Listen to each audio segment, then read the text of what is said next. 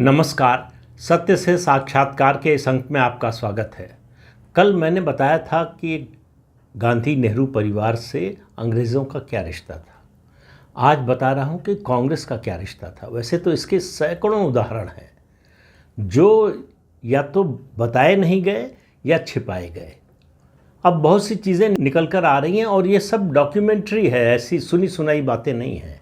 Mountbatten चाहते थे कि 15 अगस्त को यूनियन जैक और भारतीय तिरंगा दोनों फहराया जाए। उन्होंने नेहरू के सामने प्रस्ताव भेजा था कि 10 तारीखें साल में ऐसी हैं, 10 ऐसे अवसर हैं जिन पर यूनियन जैक और तिरंगा दोनों फहराया जाना चाहिए। उनमें से सिर्फ 2 तारीखों की बात कर रहा हूँ। कौन सी थी तारीखें? एक ब्रिटेन के राजा का जन्मदिन, दूसरा ब्रिटेन की महारानी का जन्मदिन। अब आप इससे अंदाज़ा लगा लीजिए क्या रिश्ते थे। नेहरू ने 6 अगस्त 1947 को माउंटबेटन को लिखा कि इस साल 15 अगस्त को तो नहीं, लेकिन अगले सालों में 15 अगस्त को यूनियन जैक और तिरंगा दोनों एक साथ फहराए जाएंगे।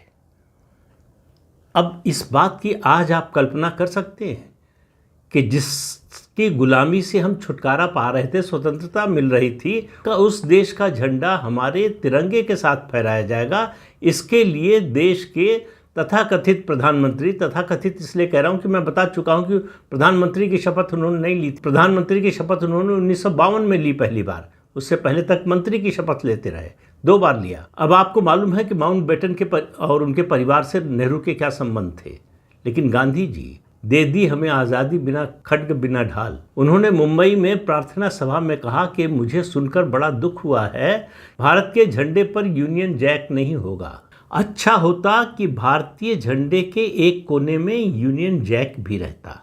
ये पुराने दुश्मन के प्रति शिष्टाचार के रूप में होता। आप सोचिए कितने बड़े राष्ट्रवादी थे गांधी जी।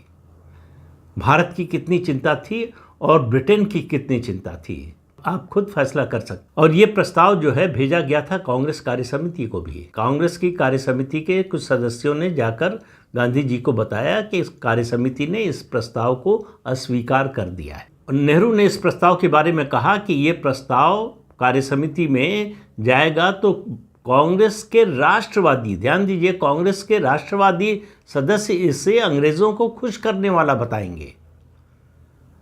अब आप देखिए, अंग्रेजों को खुश करने वाला नहीं है तो और क्या है ये।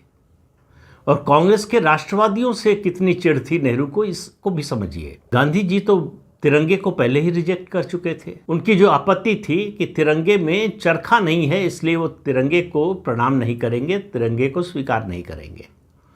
तिरंगे का जो डिज़ाइन है उसको संविधान सभा ने सर्वसम्मति से स्वीकार किया और ये फैसला 22 जुलाई 1947 को ही हो गया था। उसके बाद नेहरू का ये रवैया, उसके बाद गांधी जी का ये रवैया। और तर्क क्या दिया यूनियन जैक को तिरंगे में शामिल करने का गांधी जी ने? उन्होंने कहा कि अंग्रेज़ों ने अत्याचार किया, उनके झंडे ने कोई अत्याचार नहीं किया। अब आप इस बात को सुनकर हंसे, रोए, अपना सर पीट लें, क्या करेंगे? उन्होंने कहा कि यूनियन जैक ने कोई जो है अत्याचार तो किया नहीं भारतीयों पर, तो इसलिए यूनियन जैक को शामिल होना चाहिए भारत के राष्ट्रीय ध्वज में। तो कांग्रेस पार्टी और अंग्रेज़ों का ये जो केवल गांधी परिवार, उनसे गर्भनाल का संबंध नहीं था, कांग्रेस पार्टी का भी था। कभी बताऊंगा कि कांग्रेस पार्टी बनी क्यों थी। कांग्रेस पार्टी ये तो सबको मालूम है कि अंग्रेज़ों ने ही बनाई थी।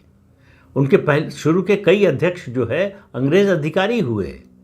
वो पार्टी जो भारत की स्वतंत्रता के लिए लड़ाई लड़ने वाली थी, उसको बनाया उन्हीं लोगों ने जिनके खिलाफ लड़ाई लड़ी जानी थी।